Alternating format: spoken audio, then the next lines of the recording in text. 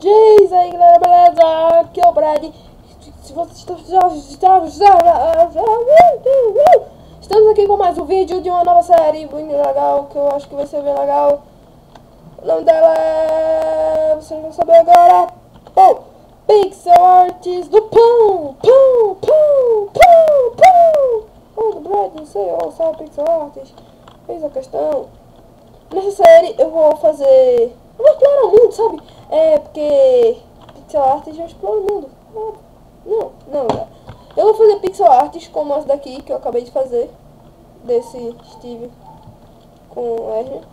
Porque aqui tem 3 e tem 2. Mas eu estive com R. Que essa série vai ser bem legal, porque vai me ajudar muito e vai dar graça para o canal.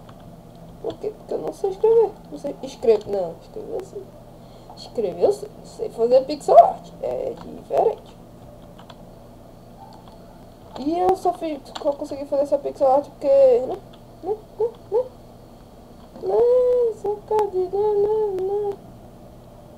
Tem alguma semelhança? Não sei. Não tô vendo semelhança nenhuma aqui. Então é isso. Espero que vocês gostem dessa série.